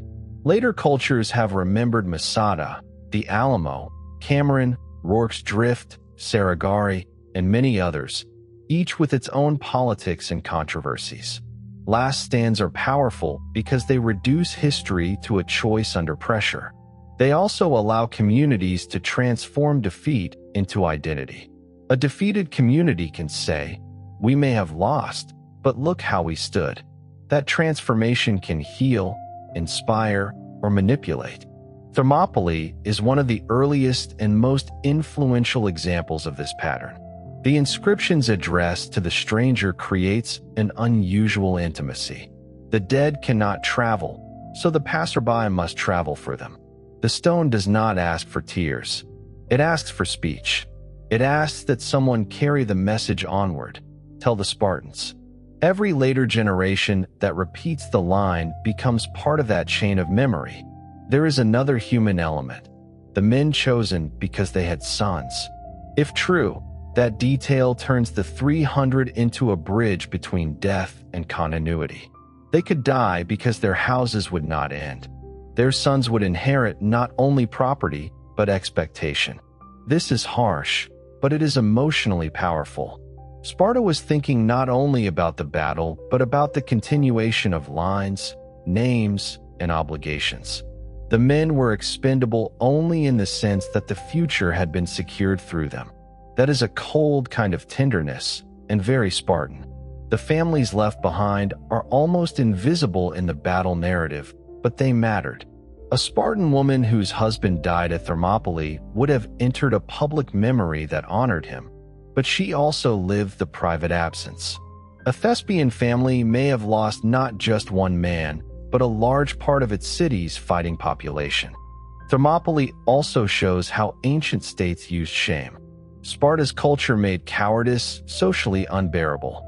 This could produce astonishing steadiness, but it could also crush individuals. The survivor who returned under disputed circumstances faced a life of disgrace. Shame can bind a community. It can also destroy a person. The 300 stand partly because the alternative to standing was not simply survival, but survival without honor. That is a different choice from the one later ages sometimes imagine. The concept of honor in the ancient Greek world was public. It existed in the eyes and words of others. To be admired, remembered, praised, buried properly, and named mattered profoundly. To be shamed, forgotten, denied burial, or erased mattered just as profoundly. Thermopylae is therefore also a battle over future speech. Who will be praised? Who will be blamed? Who will be named? Who will be left out? The answer changed over time, and every act of remembrance participates in that change. The role of poetry is central. Simonides' epitaphs did more than commemorate. They shaped emotion. Greek epigram was an art of compression, and battlefield epigrams turned death into language that could be carried. The famous Spartan epitaph is so spare that it almost refuses grief. That refusal creates grief in the reader. By not telling us how to feel, it makes feeling stronger. This is why it has endured. It trusts the silence around the words. Herodotus's narrative, too, is an artful construction. He places anecdotes with care. He contrasts Xerxes' scale with Spartan brevity. He lets warnings be ignored and signs gather. He knows that history is not only what happened, but how the sequence is understood. Through him, Thermopylae becomes more than a military report. It becomes a shaped memory, a story in which facts, names, sayings, and moral interpretation are bound together. The Greeks after the Persian Wars used memory politically. Athens used the wars to justify leadership of the Delian League, which became an empire. Sparta used its reputation for land courage to claim authority among Greeks. Smaller cities used their participation to claim honor. Memory became capital. Thermopylae was therefore not only a story about the past, it became a resource in later struggles. Every famous battle does this. Once memory has power, people compete to own it. Modern popular culture often emphasizes the Spartans' bodies, strength, training, visual hardness. Ancient Greek admiration emphasized discipline, law, and endurance more than cinematic physique. The Spartans were not legendary because they had perfect bodies. They were legendary because they embodied, in Greek memory, a terrifying consistency between training, law, and action. Whether that consistency should be admired entirely is another question, but it is more interesting than muscles. The Persians in modern spectacle are often exoticized or distorted, shown as monstrous, decadent, or inhuman. This is historically unfair and artistically lazy. The Achaemenid Empire produced extraordinary art, administration, architecture, and political thought. Persepolis itself, with its reliefs of tribute-bearers from many lands, presents an imperial vision of ordered diversity under royal authority. The Greeks feared Persian rule, but Persian civilization should not be insulted in order to make Greek courage shine. It shines more clearly when the empire it faced is understood in its real scale and sophistication. The Greek victory in the wider war did not mean the Persian Empire vanished. Persia remained a great power for generations. Greek cities continued to negotiate, fight, accept Persian money, and involve Persia in their politics. In the 4th century BCE, Persia influenced Greek affairs repeatedly. The simple idea that Thermopylae and the Persian Wars ended the East-West struggle forever is false. They ended Xerxes' attempt to conquer mainland Greece. The larger relationship continued in shifting forms until Alexander's conquest more than a century later. That later Alexander story also complicates Thermopylae. Alexander would invade Persia claiming, among other things, revenge for Xerxes' invasion and the burning of Greek temples. He carried Greek memory eastward as justification for conquest. The victims of imperial invasion became, in another age, invaders themselves. History turns. Symbols travel. The memory of Thermopylae could inspire resistance, but the memory of Persian aggression could also legitimize Macedonian imperial ambition. No symbol remains innocent forever. This is why the ending should not simply say that the Greeks were free and the Persians were tyrants. Thermopylae became a symbol of freedom, but symbols outlive their original contexts and can be used in many ways. The best place to return is the ground itself, the past, the men, the choices, and the limits of what can still be known. The ground itself asks for a quieter conclusion. After all the empires, speeches, films, and arguments, Thermopylae is a place where water comes warm out of the earth. That small physical fact is beautiful. The hot gates were named not for blood or glory, but for springs. Before the armies came, the springs were there. After the monuments fade, they will be there. The natural world holds human memory without needing to explain it. The story does not need to shout for admiration.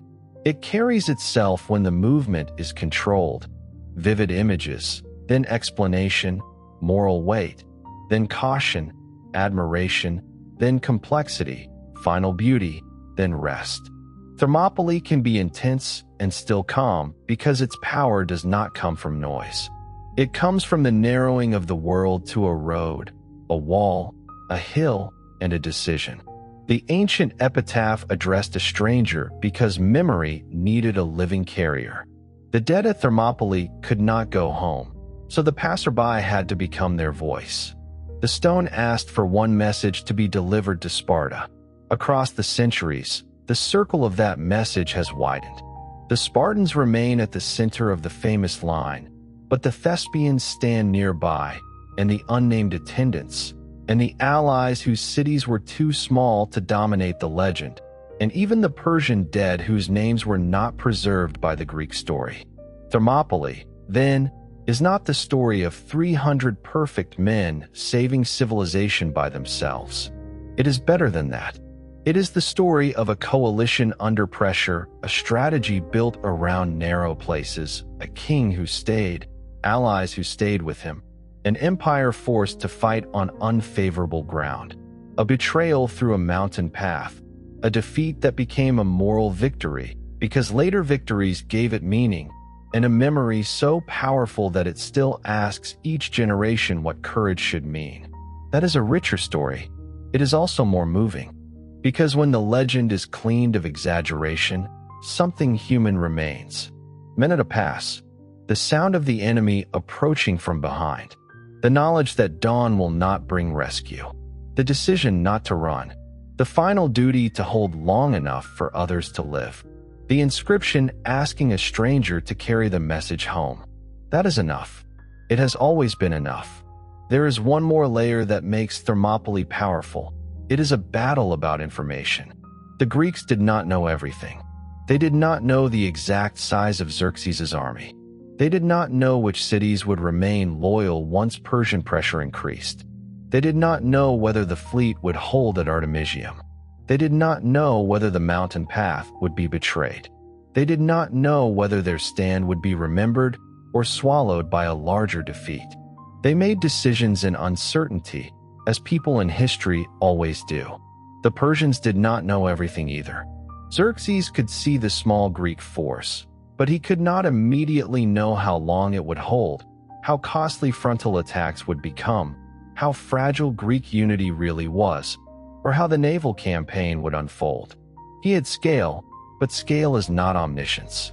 He had advisors, scouts, defectors, and local guides, but he still had to interpret a strange political world where small cities could behave with startling stubbornness. Ephialtes' information changed the battle. He did not bring more soldiers. He did not command a unit. He gave knowledge of terrain. That knowledge turned a failed frontal assault into a successful encirclement. In military history, information often weighs more than numbers.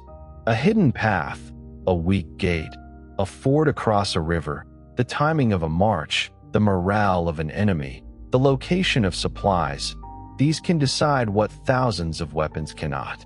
Thermopylae is partly a story about how knowledge of place belongs to locals, and how empires can buy or receive that knowledge when someone chooses to give it. This is why the name Ephialtes became so hated. Betrayal is not only a moral wound, it is the conversion of intimacy into danger. A local man knows the land because it is his home. When he gives that knowledge to an invader, the landscape itself seems to turn against the defenders. The mountain path was always there, but before Ephialtes, it was a risk. After Ephialtes, it became fate. The Greeks later punished his memory. Rewards were offered for his death, and his name became a byword for treachery. But the focus on one traitor can obscure the broader truth that many communities in the path of Xerxes were making survival calculations. Some submitted because resistance seemed impossible. Some did so because they resented rivals. Some may have believed Persian rule would be tolerable or even advantageous. The Greek alliance itself was not morally uniform. Thermopylae looks pure because the final stand is concentrated, but the wider war was full of compromise. The role of local politics is especially important in Boeotia and central Greece. Thebes, Thespiae, Plataea, and other communities were not interchangeable pieces on a map.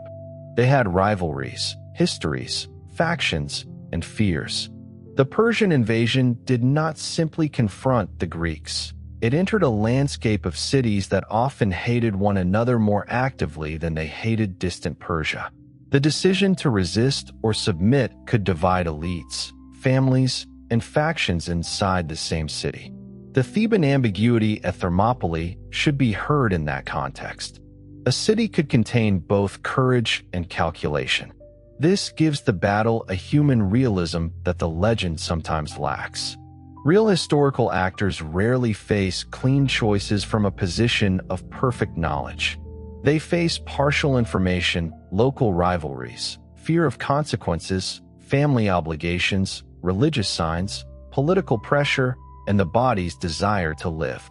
Thermopylae became a symbol of clarity, but it emerged from confusion.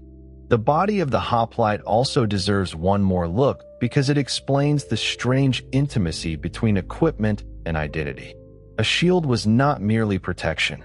It was the object that tied a man to the line. A helmet protected the head but narrowed vision and hearing. A spear gave reach but could break. A sword was a secondary weapon, used when the order of battle had already become more desperate. Armor protected but exhausted. The same equipment that made the hoplite formidable also made him dependent on formation and terrain.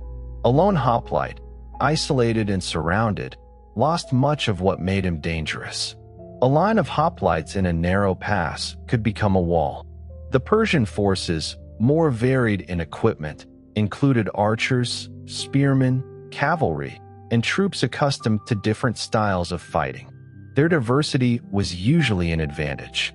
It allowed flexibility across terrains and campaigns. At Thermopylae, much of that diversity was narrowed by the pass. The army could not fully become itself. The Greek force, by contrast, became more fully itself because the pass intensified the strengths of the phalanx. This is one of the elegant cruelties of military history.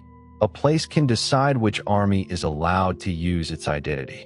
The weather, too, matters. Late summer in Greece is not a neutral background. Heat drains bodies. Dust dries throats. Armor becomes an oven. Wounds sour quickly. Water sources matter. The hot springs that named the pass created a strange sensory environment. Mineral steam, sulfurous smell, warm water rising near a place of killing. The more physical the scene becomes, the less it feels like a diagram in a textbook. Sound is equally important. The Persian camp would have been enormous. Animals, languages, metalwork, orders, cooking, movement. The Greek position would have been smaller but tense. Shield rims, spear shafts, low conversation, prayers, sacrifices, the sea nearby. During battle, the pass would magnify noise. Bronze on bronze, wood breaking, men shouting in different languages, commanders trying to be heard, arrows striking shields, bodies falling where there was little room to fall. Ancient battle was not cinematic music.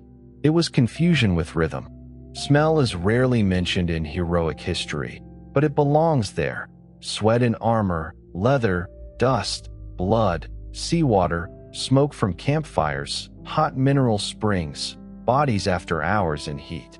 To include this lightly is not to make the story grotesque. It makes the past physical. Courage happened inside human bodies, not marble statues. The Persian War also had an economic side. Armies consume. Fleets consume. Horses consume more than men. Moving Xerxes' force required food, water, fodder, storage, and cooperation along the route. Cities that submitted were not merely making ideological choices. They were pulled into supply networks. Resistance could mean devastation.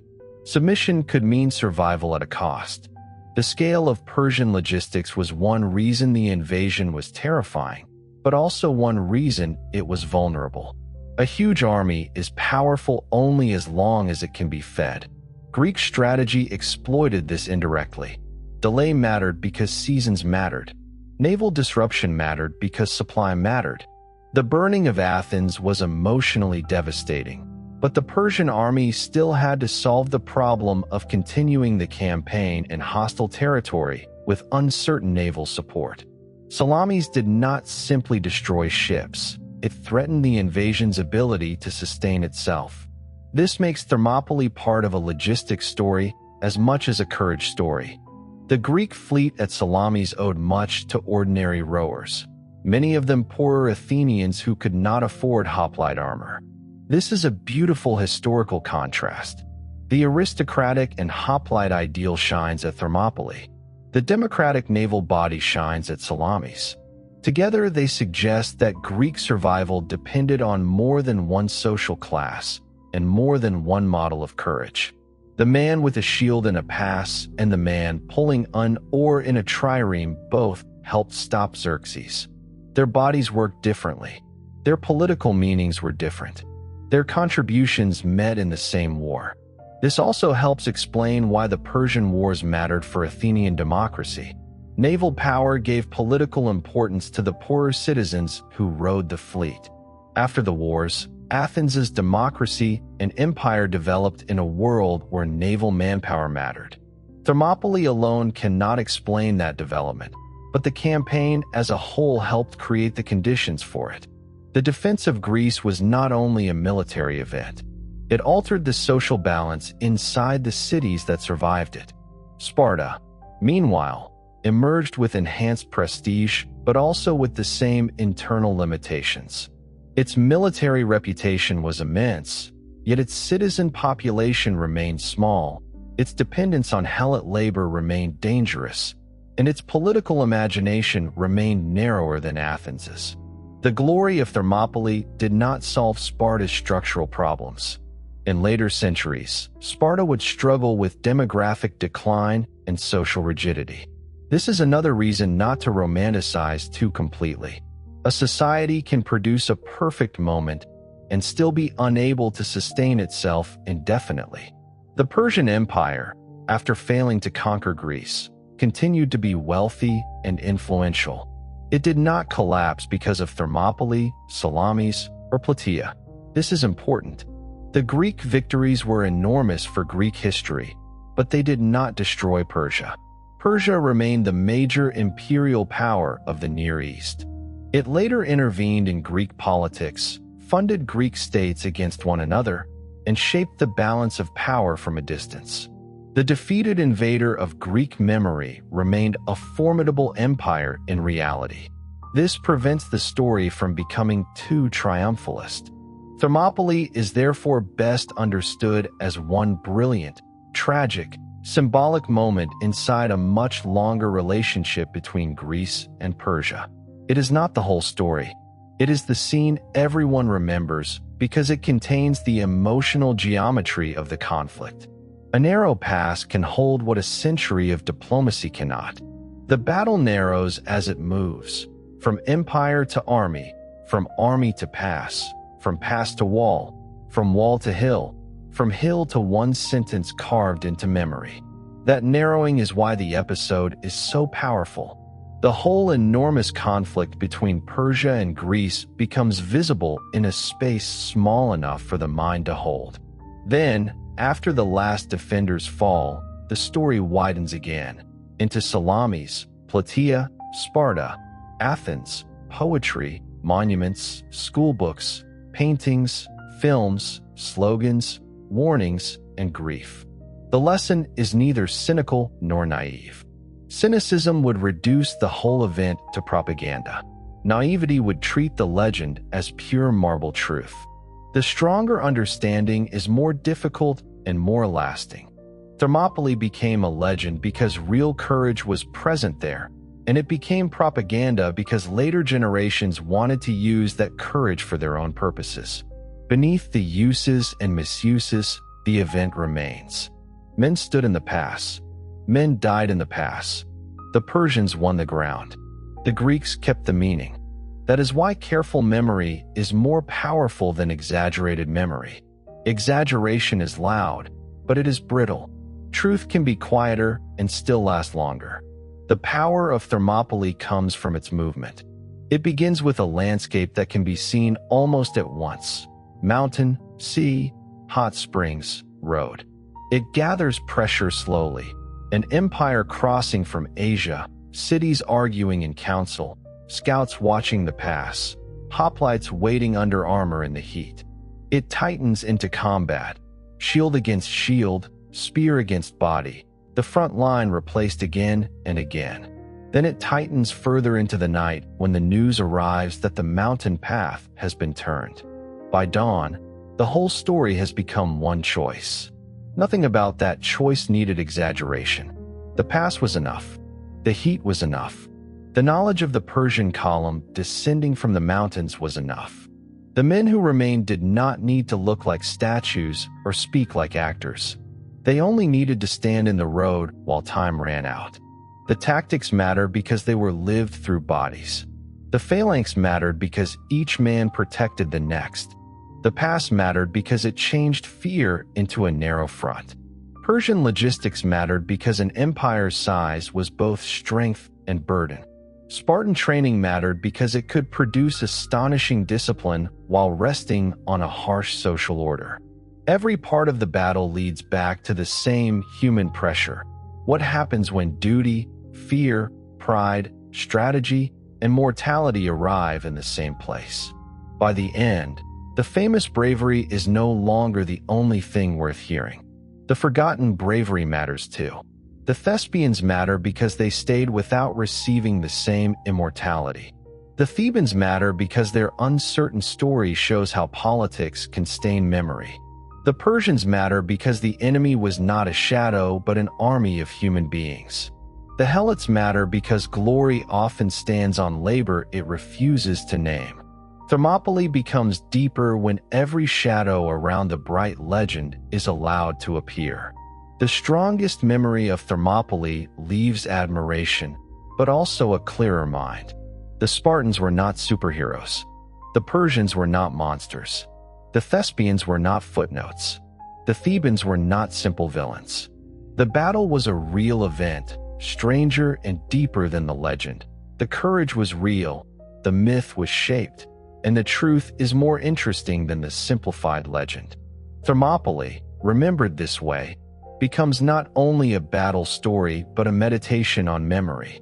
The ancient dead are not asking us to worship them. They are asking us to understand what was done, why it mattered, and how easily meaning can be both preserved and distorted. The past becomes a test not only for the men who stood there, but for everyone who retells them. That is why the final movement can be quiet. After all the armies and arguments, the story returns to one sentence carved in memory. Tell them we lie here. Not because we won, not because we were perfect, because we held to what our world required of us when the cost was everything. And perhaps that is the most important movement beyond the popular legend. The legend asks for all. The history asks for attention. Attention is better. It lets the Spartans remain brave without making them unreal. It lets the Thespians stand in the light. It lets the Thebans remain uncertain instead of convenient villains. It lets the Persians be an empire of human beings rather than a dark background. It lets the defeat stay a defeat and still become meaningful. That honesty turns a famous old battle into something alive again. Not a museum label and not a slogan, but a human scene with choices, limits, fear, discipline, and memory.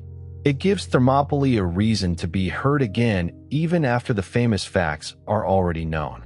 Thermopylae also belongs to the history of restraint. The most famous words attached to the battle are short. Come and take them. We lie here, obedient to their laws. Fight in the shade. Whether each phrase was spoken exactly as later tradition remembered, it is less important than the kind of memory those phrases created. They are not long speeches. They are compressed acts of self-definition. In them, the Spartans do not explain themselves at length. They reduce fear to a few words and leave the rest to action. That compression is part of the battle's endurance. Many ancient battles were larger. Many were more decisive. Many killed more men. Few gave later generations such a clear form. A narrow pass, a betrayed path, a king who stayed, allies who refused to leave, a defeat that became a moral inheritance. The danger is that clarity can become simplification. The gift is that clarity can carry complexity. Thermopylae can hold courage and cruelty, sacrifice and warning, admiration and grief, because the event itself was never as simple as the statue-like myth of it. And so we come to the end of our journey to the Hot Gates.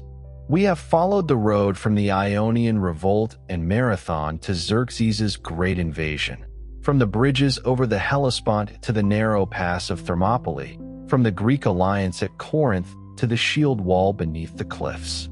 We have watched Leonidas and his Spartans take their place among allies who deserve to be remembered beside them. We have seen the Persian attacks fail in the narrow ground, the mountain path betrayed, the larger force sent away, and the final defenders remain when the outcome was no longer in doubt. We have looked at the battle as history, not only legend, a defeat, a delaying action, a rearguard, a symbol, and a memory shaped by ancient writers and later generations. We have remembered the Thespians, questioned the easy story of the Thebans, recognized the humanity of the Persians, and allowed Spartan courage to stand beside the darker truth of the society that produced it. The pass is wider now. The sea is farther away. But the question remains as narrow as ever. When the road must be held, and the cost is known, who stays? Stranger, tell the Spartans that they lie here, obedient to their laws. Tell the Thespians too. Sleep well. Good night.